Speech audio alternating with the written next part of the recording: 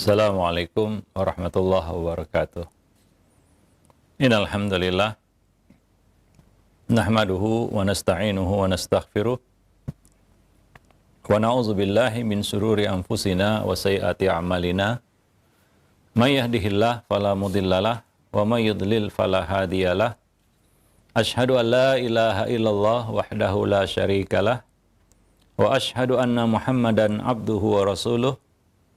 Ya ayyuhalladzina amanu ittaqullaha haqqa tuqatih wa la tamutunna illa wa antum muslimun. Amma ba'd. Fa inna ahsanal kalam kalamullah wa khairal hadi hadi Rasulillah sallallahu alaihi wasallam wa syarrul umur muhdatsatuha wa kullu muhdatsatin bid'ah wa kullu bid'atin dhalalah wa kullu dhalalatin finnar. Para pemerhati roja, kaum muslimin dan muslimat, rahimani wa rahimakumullah. Pertama, kita bersyukur kepada Allah Subhanahu wa taala pada kesempatan siang ini kita dapat bertemu kembali dalam program kajian Islam ilmiah. Kita masih membahas buku Talbis Iblis, tipu daya iblis terhadap manusia. Dan pada kesempatan siang ini kita akan lanjutkan talbis iblis terhadap fuqaha atau ahli fikih. Sebelumnya selawat dan salam juga tidak lupa kita limpahkan untuk Nabi kita Muhammad sallallahu alaihi wasallam, untuk keluarga beliau, sahabat beliau dan umat beliau sampai hari kemudian. Para pemerhati roja, kaum muslimin dan muslimat yang dimuliakan Allah. Pada kesempatan siang ini kita akan lanjutkan pembahasan kitab Talbis Iblis tersebut. Ibnul Jauzi mengatakan berkaitan dengan tipu daya iblis ya terhadap fuqaha atau ahli fikih. Ya, kita telah jelaskan sebelumnya bahwa iblis tidak pandang bulu, ya mulai dari kaum terpelajar sampai orang awam itu tidak lepas dari talbisnya. Karena tujuan mereka adalah menjauhkan manusia dari jalan Allah Subhanahu wa taala dan menyeret mereka kepada jalan-jalan yang bengkok atau jalan-jalan syaitan. Ibnu Jauzi mengatakan di zaman dahulu berkaitan dengan talbis iblis terhadap ahli fikih, di zaman dahulu ulama fikih juga adalah ahlul Quran dan hadis. Artinya mereka adalah orang-orang yang menguasai ilmu Quran dan hadis. Itu adalah sebutan bagi seorang yang faqih atau ya disebut ahli fikih. Ya, mereka adalah orang-orang yang menguasai Al-Quran dan hadis. Tapi kata beliau, seiring dengan pergantian zaman, keadaan semakin merosot, menurun, kemampuan semakin menurun, hingga sebahagian ya fuqaha mutaakhirin ya merasa cukup dengan dalil-dalil atau argumentasi dari Al-Qur'an dan mulai ya menyingkirkan hadis-hadis Nabi dari buku atau pembahasan fikih mereka. Mereka mengatakan cukup bagi kami mengetahui ayat-ayat hukum dari Al-Qur'anul Karim dan kami bersandar pada kitab-kitab hadis yang masyhur, ya seperti Sunan Abu Daud dan semisalnya, yaitu membatasinya hanya pada kutubus sittah mungkin. Ya, jadi mulai ya kemerosotan terjadi di kalangan ahli fikih.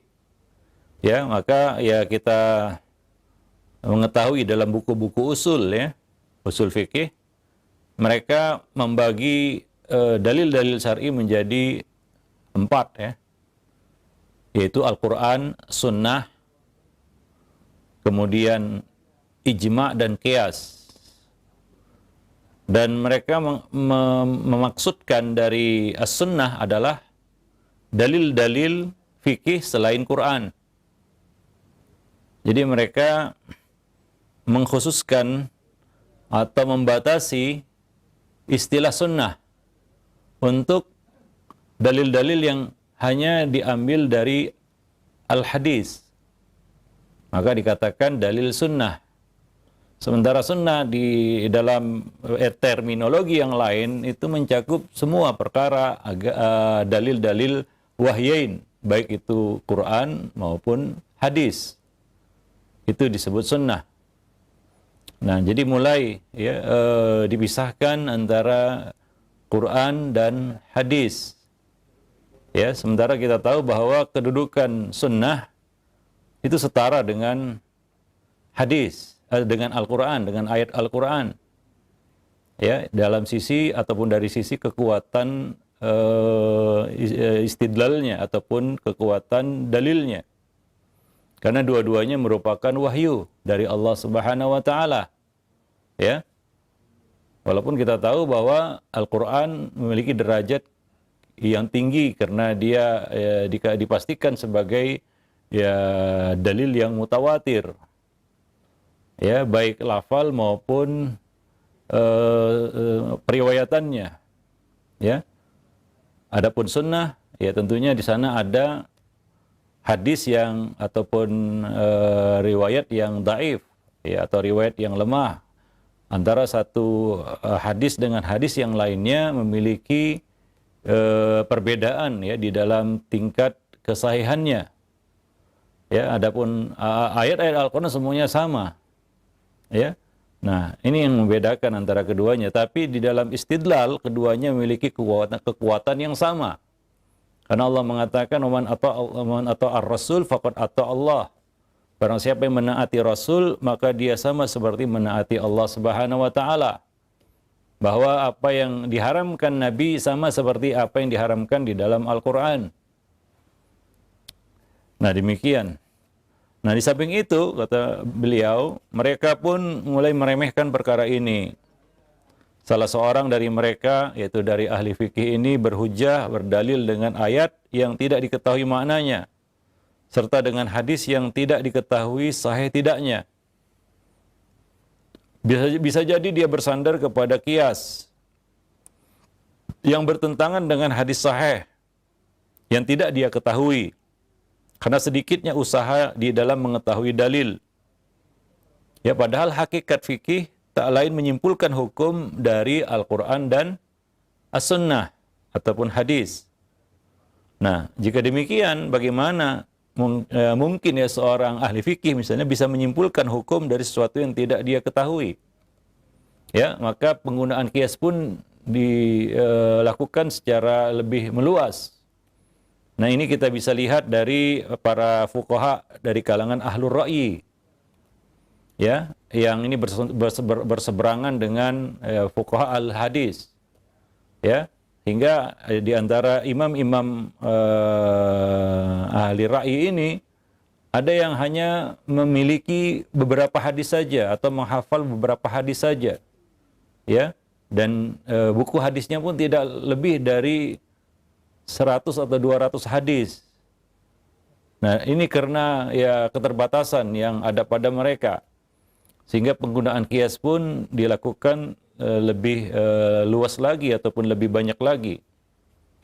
Nah, keadaan ini tentunya akan menyebabkan ya terjadinya benturan antara pendapat mereka dengan hadis-hadis sahih yang ditemukan kemudian ataupun yang dimiliki oleh yang lain. Nah, kondisi ini sebagian orang mungkin dia bisa ya berpindah dari satu pendapat kepada pendapat yang lain. Ya. Ketika dia dapati pendapat kiasnya itu misalnya ya bertentangan dengan hadis sahih, dia ikuti hadis sahih. Seperti perkataan yang masyhur dari Imam Asy-Syafi'i, "Idza shahhal hadis fa huwa madhhabi." Jika telah sahih sebuah hadis maka itulah pendapatku. Tapi sebagian orang yang diracuni pemikirannya dengan taklid, dia tidak mau merubah pendapatnya. Dan dia tetap bertaklid kepada logika atau ra'yinya. Ya, sehingga dia menolak hadis sahih tersebut. Ya, dia menolak hadis-hadis yang ya, sahih yang dimiliki oleh pihak yang lain. Nah, disinilah iblis ataupun setan melakukan perannya, ya, menjebak manusia kepada kubangan taklid. ya, demi mempertahankan pendapat-pendapat ataupun logika-logikanya.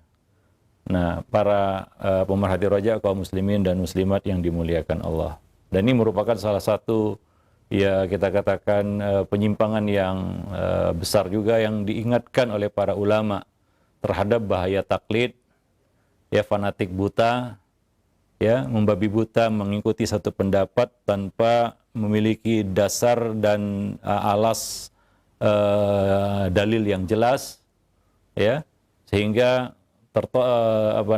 semakin jauhlah, ya, mereka dari pendapat yang benar, ya. Nah, demikian. Dan ini merupakan yang menyumbang banyak, ya, bid'ah-bid'ah di tengah-tengah umat, yaitu, ya, logika-logika yang berbenturan dengan hadis-hadis yang sahih.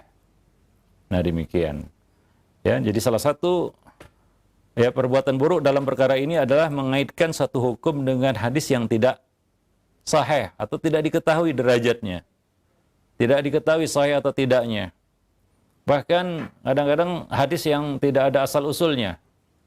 Ya, tidak tahu dari mana dia berasal. Tidak disebutkan di dalam kitab-kitab hadis yang masyhur. Ya. Nah, tapi dijadikan sebagai dalil dan dipegang erat oleh, ya, mereka karena itu bersesuaian dengan logika ataupun dengan pendapat mereka. Nah, ini merupakan fitnah, ya, kita katakan fitnah orang-orang yang berilmu. Ya, bagaimana mereka bisa tunduk kepada dalil, mengikuti dalil walaupun bertentangan dengan logikanya. Nah, inilah pelajaran yang dipetik, yang bisa kita petik, ya, dari para imam seperti, ya, tadi, ya, Imam Asy-Syafi'i yang punya prinsip idza sahhal hadis fahuwa madhhabi. Jika telah sahih sebuah hadis, maka itulah pendapatku. Itulah pendapatku, ya. Nah, demikian. Walaupun pendapat beliau misalnya bertentangan dengan hadis itu, tapi hadis sahih itu adalah pendapat beliau. Nah, demikian. Jadi untuk mengetahui sahih atau tidaknya sebuah hadis itu bukanlah perkara yang mudah. Perlu perangkat-perangkat ilmu hadis, ya, mulai dari yang paling dasar mustalah hadis, ya, sampai kepada ilmu jarah dan ta'dil, ya, ilmu takhrijul hadis, sehingga kita bisa menimbang, ya, hadis itu sahih atau tidak. Ya, ini adalah kemampuan yang mungkin tidak dimiliki oleh semua ahli ilmu atau penuntut ilmu. Nah, bahkan dahulu, ya, seseorang itu perlu melakukan perjalanan yang jauh, menanggung banyak keletihan untuk mengetahui hadis itu sahih atau tidak. Ya, sehingga, ya, dengan jerih payah yang hebat, kitab-kitab hadis itu dapat disusun oleh para ulama, oleh para ahli ilmu, ya. Sunnah-sunnah bisa ditetapkan ataupun dinyatakan sahih. Bahkan sebagian ulama seperti Al-Bukhari, Muslim, ya, bisa mengklaim bahwa hadis-hadis yang dicantumkan di dalam bukunya adalah hadis yang sahih. Tentunya klaim ini, ya, bukan sembarang klaim, ya, telah teruji, telah diuji oleh para ulama-ulama yang lain. Bahkan para ulama-ulama tersebut bersepakat, menyepakati, menerima kesahihan hadis-hadis yang ada di dalam kedua kitab itu. Sehingga hadis yang disepakati oleh keduanya disebut muttafaqun alaih. Ini adalah istilah yang dibuat oleh para ulama atas konsensus mereka terhadap kesahihan hadis-hadis di dalam kedua kitab itu. Nah, ini bukanlah suatu hal yang mudah, ya, hingga mampu dibedakan antara hadis yang sahih dengan hadis yang tidak sahih. Akan tetapi orang-orang yang datang belakangan, ya, tadi, ya, dihinggapi rasa malas untuk mempelajari ilmu hadis, ya, hingga, ya, sebagian dari ahli fikih itu mengomentari hadis sahih di dalam buku karangannya dengan mengatakan tidak mungkin Rasulullah berkata demikian, hanya karena itu bertentangan dengan pendapatnya atau pendapat imamnya. Lalu dia mengatakan tidak mungkin Rasulullah berkata demikian. Hingga ada satu kaidah di kalangan, ya, kita katakan Ahnaf, ya, pengikut-pengikut mazhab Hanafi, ya, khususnya ulama mutaakhirinnya, ya, jika sebuah hadis bertentangan dengan pendapat imam, maka takwillah dia atau tolaklah. hadis itu. Ya, bukan pendapat imam yang ditolak atau ditakwil, tapi hadis sahih yang ditolak ataupun ditakwil. Nah, sampai demikian ya, mereka mempertahankan pendapat atau logika mereka karena ya kelemahan mereka di dalam bidang hadis tersebut, sehingga merasa mustahil atau tidak mungkin ada hadis seperti itu. Ya, kondisinya sampai seperti itu ya. Nah, jadi di tempat lainnya ya, sebagian ulama berargumen ya dalam satu masalah dengan menegaskan dalil kami adalah hadis yang diriwayatkan oleh sebagian mereka bahwa Rasul berkata demikian. Bahkan dia menjadikan jawaban atas hadis sahih yang dijadikan hujah oleh lawannya dengan mengucapkan hadis ini tidak diketahui. Ya, hadis ini tidak diketahui atau majhul. Nah, karena ketidaktahuannya terhadap hadis itu, maka dikatakan hadis ini tidak diketahui atau tidak populer. Ya, nah demikian. Jadi ya banyak hadis-hadis yang sahih itu dinyatakan gharib ataupun tidak populer. Sementara hadis-hadis yang tidak ada sanadnya, bahkan hadis-hadis yang maudhu dikatakan masyhur atau populer. Ya, jadi mulailah ya kita katakan kelemahan terhadap ilmu hadis ini menyerang para ahli fikih tersebut, khususnya di kalangan mutaakhirin ya, yaitu generasi yang datang belakangan ya, dan ini menyebabkan ya kita katakan banyak ya hal-hal yang bertentangan dengan sunnah yang kemudian ya diamalkan secara luas oleh manusia. Ya, dan ini menjadi fitnah bagi generasi yang datang belakangan. Ya, ketika hadis ini disodorkan kepada mereka sementara sudah puluhan tahun mereka mengamalkan pendapat yang tidak ada dalilnya ataupun bertentangan dengan hadis sahih itu, mereka bingung antara menerima hadis yang baru mereka dengar atau amal yang sudah dilakukan bertahun-tahun. Ya, yang sudah turun-temurun, ya, tapi tidak pernah diselidiki ataupun kita katakan dikritisi apa dalilnya, apa dasarnya, apakah ada hadis sahih yang melandasinya. Nah, ini menjadi fitnah bagi generasi yang datang belakangan. Ya, setan dengan mudah memperdaya mereka untuk mempertahankan pendapat-pendapat yang lemah itu, ya. Nah, demikian. Maka dari itu ya para ulama ya khususnya imam-imam madhab ya telah memberikan satu kaidah yang jelas dalam hal ini, bahwa mungkin nanti kamu akan ketemu ya hadis-hadis yang baru kamu dengar yang ternyata hadis itu sahih, bertentangan dengan amal yang sudah bertahun-tahun kita lakukan. Maka jangan ragu untuk memilih hadis itu dan tinggalkan pendapat kita yang bertentangan dengan hadis tersebut. Nah, ini pesan-pesan yang dengan makna yang sama dan ungkapan takbir yang berbeda dari para ulama terdahulu. Ya, misalnya Imam Abu Hanifah sendiri, ya, yang merupakan imam ahli ra'yi, ya, yang menjadi rujukan bagi ahli ra'yi dalam hal ini. Kemudian juga ulama-ulama al-hadis seperti Al-Imam Malik, Syafi'i, Ahmad dan lain-lain. Ya, mereka semua membuat satu kaidah ya, menegaskan kepada orang-orang yang akan nanti muncul belakangan ya, generasi ya, mendatang, supaya tidak ragu memilih ataupun mengikuti hadis yang sahih dan meninggalkan pendapat yang bertentangan dengan hadis sahih itu walaupun sudah diamalkan bertahun-tahun atau puluhan tahun bahkan ratusan tahun ya. Nah, demikian. Jadi ini satu hakikat realita yang harus kita ketahui. Ya, karena kita ya generasi yang datang belakangan ini ya kadang-kadang kita itu beramal ya masih sebatas dalilnya adalah apa yang kita lihat, apa yang kita saksikan, apa yang kita dengar dan apa yang kita lihat. Bukan berdasar riwayat. Ya, karena begitulah kita menuntut ilmu dari kecil ya, karena kita juga mungkin terdidik dengan cara seperti itu. Itu yang kita ketahui, nggak ada yang lain. Nah, ketika kita mulai membuka wawasan kita, belajar dari sana dan dari sini, membuka kitab ini dan kitab itu, buku ini dan buku itu, kita menemukan sesuatu yang kita anggap baru. Ya, dan itu bersumber dari hadis-hadis yang sahih.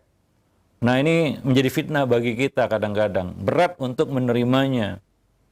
Ya, kadang-kadang hujah yang sering dibawakan oleh manusia adalah dalam hal bertaklid ini adalah, ya, apa mungkin mereka tidak tahu? Ini sudah diamalkan oleh nenek moyang kita, oleh ayah-ayah kita, kakek-kakek kita, buyut-buyut kita. Ya. Nah, seperti ini yang dikatakan oleh orang-orang yang menyimpang dari jalan Rasul. Kami dapat ya nenek moyang kami berada di atasnya dan kami mengikuti apa yang dilakukan oleh nenek moyang kami itu.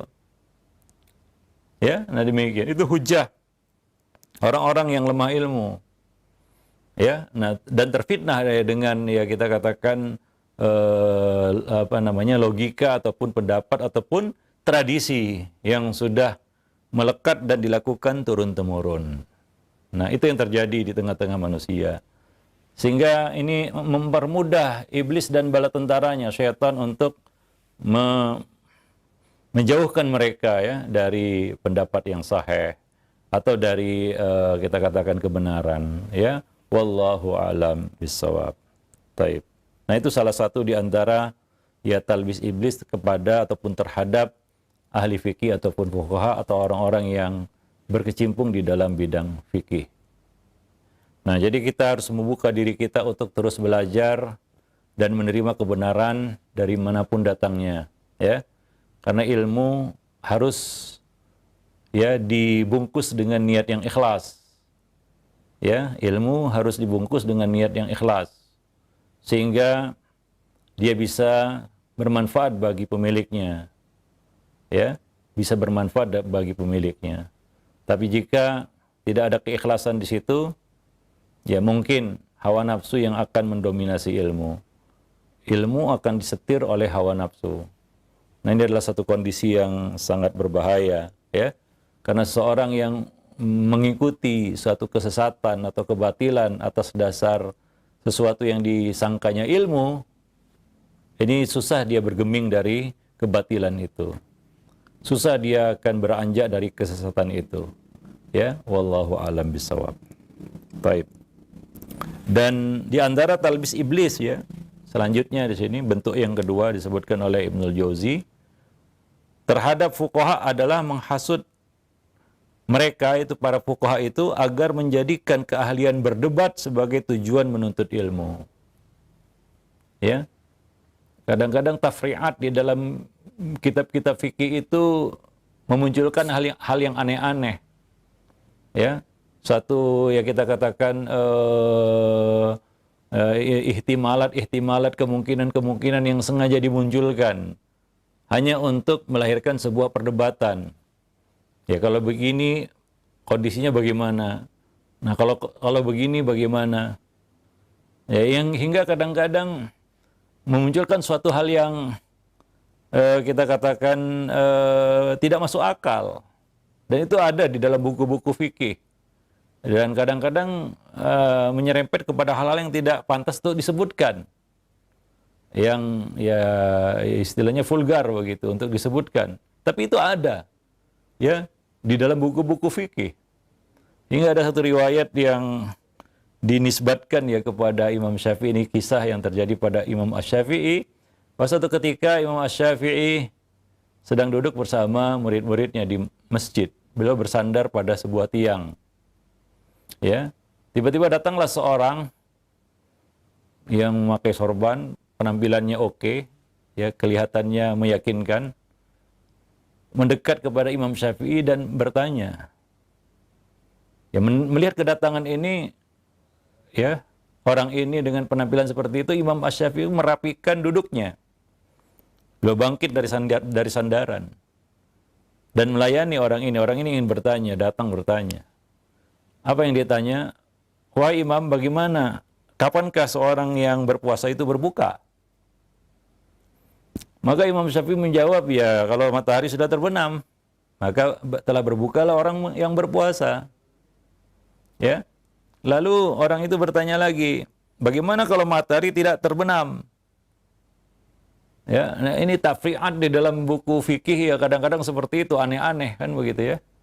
Maka apa? Imam Syafi'i tidak menjawabnya lagi dan berkata, sudah menjadi hak bagi Imam Syafi'i, bagi Muhammad bin Idris untuk merebahkan kembali punggungnya ke sandaran. Artinya ini orang kita katakan ingin membuka satu perdebatan saja ya. Ya nanti bagaimana kalau matahari tidak terbenam? Bagaimana? Ya. Jadi seperti itu ya. Jadi memang perdebatan itu memang selalu disukai ya oleh ahlul ra'yi atau ahli kalam. Ya. Atau di dalam ilmu filsafat, debat itu adalah menu utama. Tanpa debat nggak ada ilmu filsafat. Ya, itu seperti makanan sayur tanpa garam. Seperti itulah ilmu filsafat tanpa debat. Ya, jadi yang membuat hidup ilmu filsafat itu adalah adanya materi debat. Hingga apapun diperdebatkan. Ya, apapun dijadikan bahan debat. Sampai hal-hal yang sudah kita katakan maklumun minad dini bid-darurah, perkara yang sudah pasti pun diperdebatkan. Ya, karena ada satu kaidah di antara mereka, yaitu merelativitaskan semuanya dulu. Bahwa semua perkara mengandung benar salah. Sampai perkara-perkara yang sudah 100% benar harus nisbikan dulu. Hingga kita katakan boleh untuk diperdebatkan ataupun menjadi materi perdebatan. Kalau di dalam masalah-masalah fikih mungkin ini masih bisa diterima. Artinya kan masalah fikih masalah istihadiyah. Tapi bagaimana? Bayangkan saja jika itu ada di dalam bab usuluddin. Yang mana kebanyakannya adalah ijma ataupun perkara yang sudah maklum minad dini bid-darurah, perkara asasi yang nggak perlu diperdebatkan.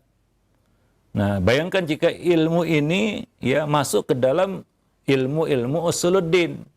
Kalau ilmu-ilmu fikih mungkin ramailah di dalam buku-buku fikih itu perdebatan-perdebatan yang kadang-kadang tidak penting tidak perlu mengada-ngada bahkan. Ya, tidak perlu kita sebutkan di sini karena terlalu aneh untuk disebutkan kadang-kadang Dan kita kadang-kadang mengenyitkan kening apa materi seperti ini diperdebatkan dalam buku-buku fikih. Ya, tapi seperti itu kenyataannya. Kecuali beberapa buku fikih yang memang memiliki manhaj ataupun metode yang mengacu kepada metode al-hadis metode al-hadis di dalam istidlal. Tapi di kalangan ahlul ra'yi tafri'at di dalam buku-buku fikih itu sungguh sangat memusingkan kepala. Ya, karena kadang-kadang kita bertanya, apa mungkin perkara seperti ini dibicarakan di dalam buku fikih? Ya, sampai menyangkut kepada hal-hal yang tabu untuk disebutkan lah, tabu dan kita malu untuk menyebutkannya sebenarnya. Tapi itu ada di dalam buku-buku fikih tersebut. Nah, jadi perdebatan itu dijadikan sebagai tujuan dan bahkan dijadikan sebagai satu menu utama di dalam menuntut ilmu. Ya. Nah, menu utama dalam menuntut ilmu. Sehingga ada satu kita katakan semacam meme lah Afillahi syakkun fihi qaulan gitulah. Apakah tentang Allah ada keraguan? Fihi qaulan. Ada dua pendapat. Sampai seperti itu. Artinya apa? Perkara yang sudah ijma kadang-kadang ijma'ul ummah itu masih diperdebatkan. Ya, masih diperdebatkan. Nah, seperti itu para pemerhati rojak kaum muslimin dan muslimat yang dimuliakan Allah. Ya, tentunya ini yang sangat dihindari oleh para ulama, yaitu perdebatan jidal di dalam bab agama. Ya. Kalau bisa hal-hal seperti itu dihindari.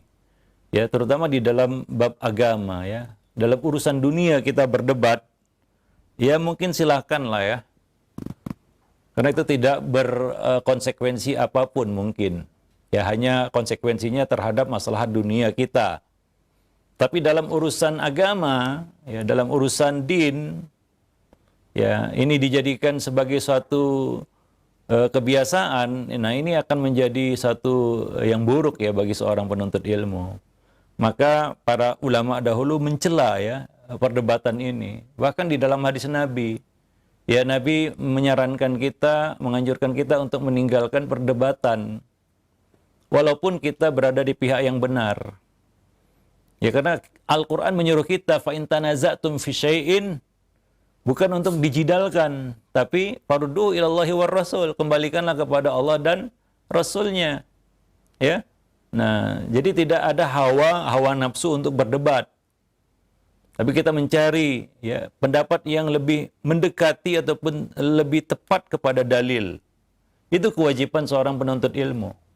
Ya, bukan memainkan kata-kata bersilat lidah, yaitu merupakan salah satu kebiasaan dan salah satu kelihayan orang-orang munafik.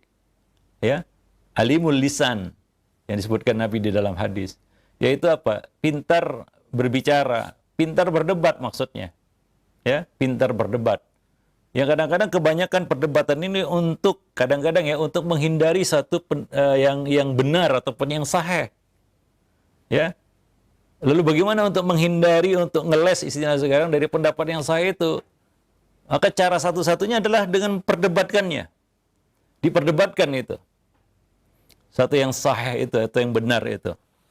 Ya, nah demikian. Wallahu a'lam bishawab. Sedikitlah orang yang berdebat ya tujuannya untuk mencari kebenaran. Seperti Imam Syafi'i, tidaklah aku berdebat dengan lawan debatku, melainkan aku ingin kebenaran itu muncul dari lisannya. Kebanyakan orang berdebat itu untuk mencari menang, gengsi, dan sebutan. Tidak mau kalah. Dia akan mempertahankan pendapatnya, bagaimanapun itu. Ya, nah seperti itu. Nah ini menang debat itu semacam suatu ya semacam pansos juga ya, panjat sosial gitu ya. Ya dia naik derajatnya, martabatnya ya karena menang debat ya. Nah demikian. Taib. Jadi ini yang harus kita hindari sebenarnya ya bagi para penuntut ilmu. Nah, jadi mereka berdalih ya tengah mencari kesahihan dalil terkait suatu hukum, atau mengambil kesimpulan atas masalah yang samar, atau mengungkap alasan-alasan yang dikemukakan oleh berbagai mazhab. Nah, jadi kadang-kadang disibukkan dengan perkara-perkara seperti itu, ya, sehingga tujuan utama dari ilmu fikih itu untuk memahami syariat dan dalil hingga dapat mengamalkannya dengan benar menjadi teralihkan. Nah, inilah buruknya ya perdebatan di dalam agama. Ya wallahu alam bisawab. Dan setan benar-benar membuat mereka itu sibuk di dalam perkara itu. Ya, sibuk dalam perkara itu dan menganggap perkara itu adalah perkara yang besar, penting, ya, urgen. Ya. Nah, hingga kadang-kadang orang yang suka debat itu yang diperdebatkan itu seputar masalah itu saja. Setiap membuka pembicaraan dia buka masalah itu. Karena itu adalah materi debatnya. Dia tahu bagaimana mendebat orang dalam bab itu. Maka setiap dibuka satu pembicaraan, dibuka satu diskusi, dia selalu melontarkan masalah yang itu saja. Berkutat di masalah-masalah itu saja. Ya. Nah, diperdalam. Ya, sehingga seolah-olah syariat itu hanya itu saja, nggak ada yang lain. Ya, nggak ada yang lain. Ya. Setiap ada dibuka satu diskusi atau dialog, dibuka masalah itu saja, berkutat di masalah itu saja, karena ya dia tahu bahwa itulah dia materi debatnya, dia menguasai itu, dia sengaja melontarkan itu ya untuk mencari kepuasan telah mengalahkan si fulan dan si fulan di dalam majelis debat. Nah demikian. Nah ini buruknya ya, sehingga ya kemampuannya pun hanya sekedar itu saja, nggak ada yang lain. Ya, para pemerhati rojak kaum muslimin dan muslimat yang dimuliakan Allah. Nah ini ya kita katakan keburukan dari jidal di dalam agama. Maka dari itu ya ini ya juga salah satu talbis ya iblis terhadap para penuntut ilmu ya, khususnya para penuntut ilmu yang berbicara di dalam bidang fikih, yang kadang-kadang dia terjebak kepada masalah-masalah tertentu, ya tidak keluar dari situ. Ya, selalu itu saja yang dibicarakan. Ya, dari zaman dulu sampai sekarang itu saja nggak selesai-selesai. Ya, dan dia terluput dari perkara-perkara yang mungkin jauh lebih penting. Ya, wallahu alam bisawab. Kadang-kadang orang itu ahli dalam satu masalah yang diperdebatkan, ya sebut sajalah misalnya masalah sholat tarawih 11 atau 23, nggak selesai-selesai dari zaman biyen sampai sekarang. Itu saja yang diperdebatkan terus. Ya sementara kita kan sudah mengetahui adanya perbedaan pendapat para ulama, kemudian pendapat yang terkuat menurut kita, kan begitu ya, sudah selesai. Nggak usah terus diperpanjang sampai 7 turunan, nggak selesai-selesai itu masalah. Ya, sementara orang-orang yang sibuk di dalam berkutat di dalam masalah itu ditanya tentang rukun mandi junub aja dia nggak tahu. Rukun mandi junub dia nggak tahu. Ya, nah demikian. Apa-apa yang menjadi syarat di dalam sholat dia nggak tahu. Membedakan rukun, wajib dan syarat di dalam sholat juga nggak bisa.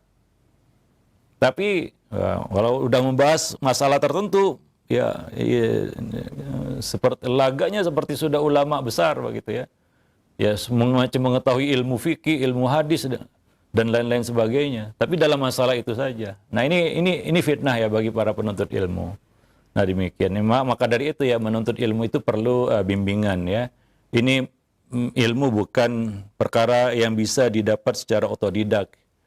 Harus ada bimbingan dari ahlinya, dari orang yang ya sudah lebih dulu melewati jalur itu ya. Nah, ini adalah kita katakan penting ya bagi setiap penuntut ilmu. Bahwa ilmu agama bukan seperti ilmu dunia. Ilmu dunia kita belajar otodidak, belajar sendiri, buka sendiri, baca sendiri. Salah sendiri pun nggak jadi masalah. Paling-paling kalau masalah elektronik, paling-paling kontak kan gitu ya, kesetrum. Karena salah baca mungkin. Ya. Tapi kalau ilmu agama ini bisa sesat dan menyesatkan. Maka ya tidak seperti ilmu dunia yang bisa kita pelajari secara otodidak.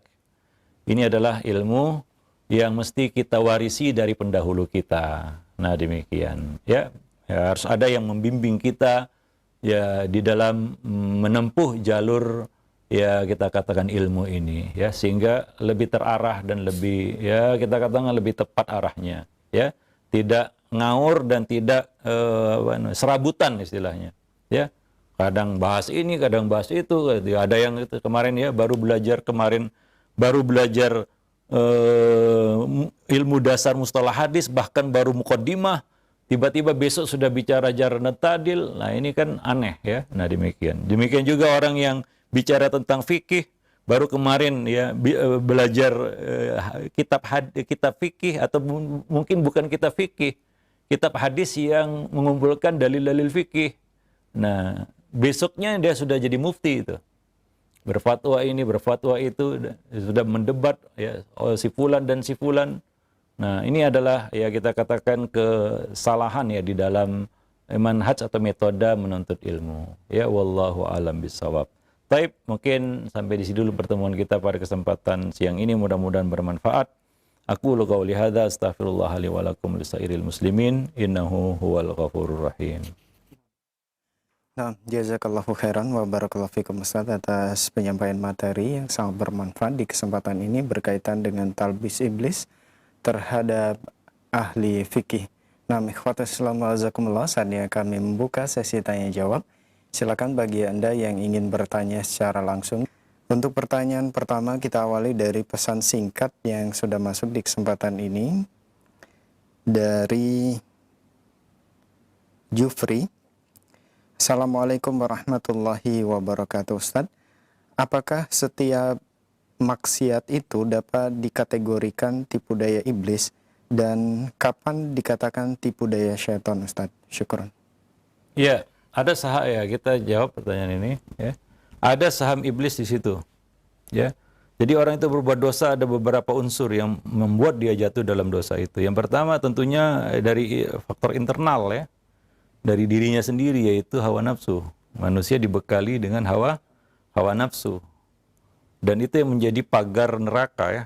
Neraka dipagari dengan hawa nafsu atau hal-hal yang selaras sejalan dengan hawa nafsu. Itu pagar neraka kan begitu ya. Sehingga ya orang-orang akan berusaha untuk ya mendekatinya kan begitu ya. Nah, jadi ada faktor internal yaitu hawa nafsu manusia. Nah, kemudian ada faktor eksternal yaitu dari luar manusia itu. Nah, inilah dia saham iblis dan bala tentaranya syaitan ya. Ya, tentunya kita sudah bahas sebelumnya bahwa setan, iblis menggunakan jalur hawa nafsu ini untuk masuk ya ke dalam hati manusia, jiwa dan pikiran manusia ya.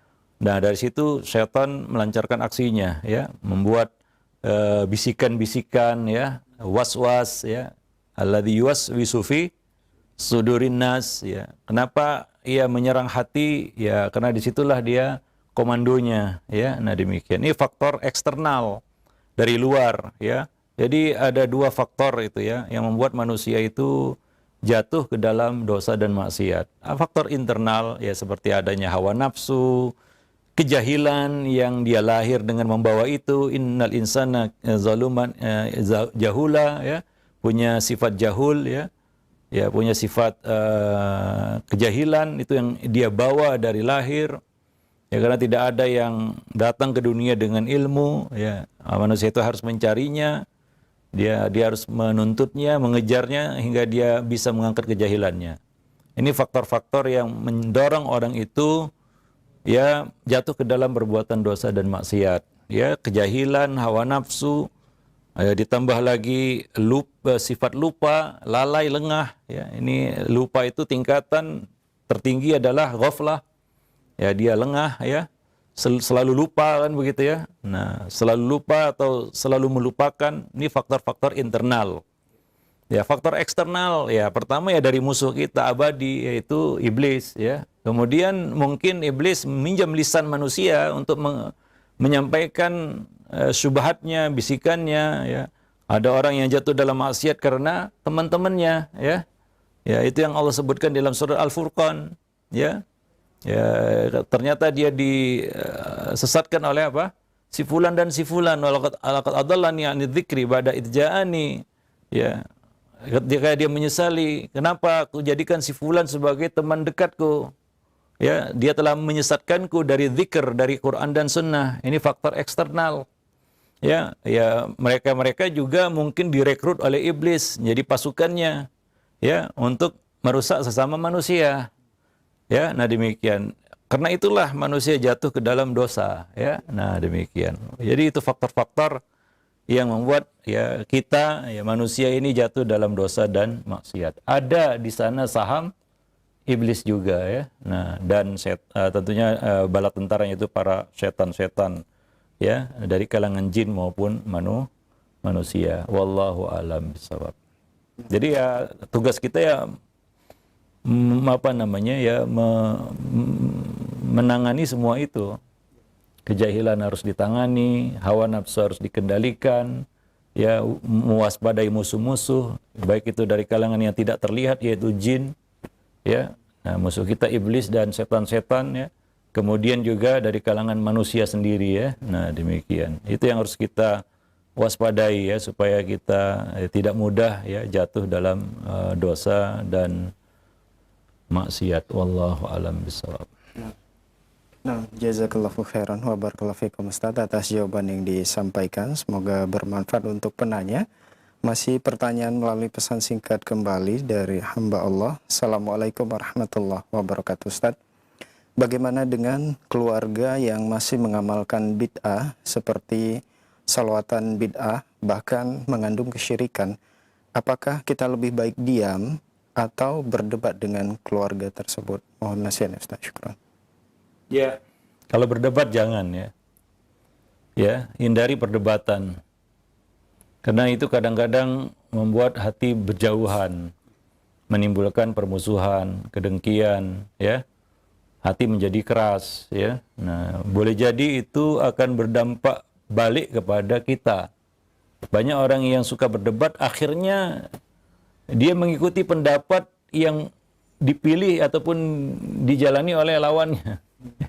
Nah, demikian. Karena perdebatan itu, ya, akhirnya dia curiga ataupun tidak yakin terhadap pendapatnya sendiri, dan dia mulai melirik pendapat yang berseberangan dengannya. Di situlah masuk setan, ya, dalam hati kita. Banyak seperti itu. Dia debat, ya, orang-orang ahli batil, ya, karena, ya, ini fitnah bagi penuntut ilmu. Akhirnya apa? Dia terpesona juga, ya, karena di dalam majelis debat itu syaitan menghiasi kebatilan itu seolah-olah benar.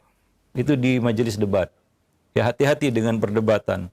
Hingga akhirnya kita katakan di luar majelis debat itu kita menjadi terpesona, ya. Dengan pendapat itu ya, dalam hati kita juga, mulailah berbicara. Benar juga kata si fulan itu. Ya, ada dalilnya juga. Ya, mulailah melemah hati kita. Ya, dan akhirnya kita meninggalkan pendapat kita sendiri yang itu benar. Ya, dan kita melirik pendapat yang lain yang itu salah. Karena perdebatan itu bahayanya debat. Maka dalam hal seperti ini, ya kondisi seperti ini, hindari debat. Sampaikan nasihat, tidak perlu berdebat. Ya, nasihat sampaikan, ya,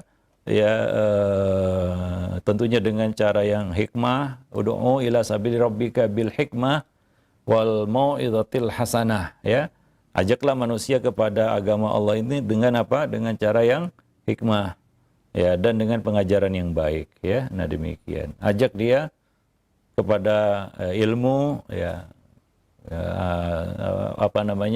untuk menuntut ilmu, belajar, ya, dan tidak usah meladeni perdebatan. Wallahu a'lam bishawab. Nanti kita sibuk dengan ya hal itu, ya. Nah, sementara ya tugas kita kan bukan hanya mendebat dia. Kita juga masih menuntut ilmu, masih banyak yang perlu kita ketahui, yang perlu kita pelajari. Ya, karena kita terjebak di dalam debat, hingga kita nggak keluar dari situ. Banyak orang yang seperti itu. Sehingga dia terabaikan, ya, terlalaikan dari menuntut ilmu. Padahal awalnya dia terperangkap, ya. Masalahnya sebenarnya adalah dia terperangkap di dalam materi debat itu ataupun di dalam majelis debat itu. Ya kan, kalau di dalam perdebatan, kalau nggak menang itu kan nggak puas. Kalau nggak bisa menundukkan lawan debat, biasanya nggak puas. Sehingga akhirnya apa? Wah, buka lagi referensi. Tok dalam masalah itu aja. Ya, nah, buka lagi, sibuk dengan berkutat di dalam masalah itu, yang pada akhirnya ujung-ujungnya lawan debat juga tidak menerima perkataan kita. Ya, nah, ya, dan seperti itu. Jadi ya dihindari ya bagi para penuntut ilmu, ya, kita katakan perdebatan-perdebatan yang tidak bermanfaat itu, atau dalam istilahnya disebut debat kusir. Ya. Ya, nah demikian. Maka ada, camkan benar-benar sabda Nabi SAW bahwa Nabi menjamin istana di bagian tengah surga. Ya rabadil jannah liman tarakal mira wa in kana muhiqqan. Bagi orang yang meninggalkan perdebatan walaupun dia di pihak yang benar. Wallahu a'lam bishawab. Nah, jazakallahu khairan wa barakallahu fikum Ustaz atas jawaban yang disampaikan. Semoga bermanfaat untuk penanya. Pertanyaan selanjutnya, terakhir di kesempatan ini, dari Pak Nur Kholis di Mojokerto. Assalamualaikum warahmatullahi wabarakatuh Ustaz. Ustaz, apakah benar akal dan pikiran sangat diunggulkan dalam Islam? Karena ada orang mengatakan bahwa akal lebih dulu dipakai setelah Al-Quran dan Sunnah dalam menjalankan agama Islam. Mohon nasihatnya Ustaz. Syukran. Ya. Perkataan itu ada orang yang tidak mengerti kedudukan akal sebenarnya. Untuk apa akal diciptakan? Ya, untuk apa akal diciptakan? Dia nggak mengerti akal itu diciptakan untuk apa. Ya, Allah menciptakan akal pada manusia sebagai suatu kehormatan dan kemuliaan atas Bani Adam, agar mereka bisa memahami apa yang Allah perintahkan. Ya, memahami apa yang Allah perintahkan, mengerti apa yang Allah mau dan apa yang Allah tidak mau. Apa yang Allah suka dan apa yang Allah tidak suka. Yang itu tertuang di dalam dua wahyu, yaitu Quran dan hadis. Itulah tugas akal. Bukan menjadi rival ataupun lawan, ya, di samping wahyu begitu. Nah, bahkan dilebihkan gitu. Ya, didahulukan akal dulu baru melihat wahyu gitu. Yang terjadi nantinya adalah akal menentang wahyu. Dan itu yang terjadi pada ahlul ra'i, ahlul kalam, dan ahli filsafat, dan lain-lain sebagainya. Yang mendewakan, mengagungkan akal. Ya, tidak meletakkannya pada tempatnya. Ya, tentunya kita perlu akal di dalam beragama. Untuk apa? Untuk berpikir. Dan Allah perintahkan kita untuk berpikir. Supaya kita menyatakan, Rabbana ma khalaqta hadza batila. Dari mana ucapan itu keluar? Ya, dari akal yang berpikir. Ya Allah, tidaklah engkau ciptakan ini sia-sia, tidaklah engkau turunkan syariat ini tanpa makna, tanpa faedah, tanpa maslahat. Bahkan sebaliknya, syariat ini Allah turunkan untuk maslahat manusia dan menghindarkan mereka dari mudarat. Ya, nah itu fungsi akal ya yang sebenarnya. Allah memuji orang-orang yang berpikir, ulul albab, ulul nuha, ya, dan orang-orang yang ahli dzikir, ya, orang yang berpikir, orang yang senantiasa ingat, orang yang senantiasa bertafakur. Allah puji itu dalam Al-Quran karena mereka menggunakan itu untuk mengetahui, memahami, ya, kehendak Rabbul Alamin, terutama kehendak syar'i, bukan hanya kehendak kauni, ya. Ada dua kehendak, ada dua iradah, iradah kauniyah, ada iradah syariah. Ya, kedua-duanya harus dipahami dengan akal. Ya, memahami iradah kauniyah, ya itu dengan akal juga. Coba lihat siru fil ard, ya, berjalan di muka bumi. Ya, sanurihim ayatina fil afaq wa fi anfusihim. Itu kan ayat-ayat kita katakan iradah kauniyah Allah yang Allah ciptakan di alam semesta ini. Ya, dan itu perlu akal yang tajam untuk dapat memahaminya. Begitu juga iradah syariah, lebih-lebih lagi, ya. Nah, itu harus dipahami ya dengan akal yang tajam juga, ya, yang berpikir, ya, yang bertafakur dan tadabbur. Oleh karena itu Al-Qur'an diturunkan untuk ditadabburi. Bagi siapa? Bagi orang yang berakal tentunya, ya. Nah, demikian. Orang yang mau menggunakan akalnya. Bukan menjadi rival ataupun lawan bagi syariat itu, ya. Nah, wallahu a'lam bishawab. Taib, demikian para pemerhati roja kaum muslimin dan muslimat yang dimuliakan Allah, pertemuan kita pada siang ini mudah-mudahan bermanfaat. Aqulu qouli hadza astaghfirullah li wa lakum lisairil muslimin innahu huwal ghafurur rahim. Assalamualaikum warahmatullahi wabarakatuh.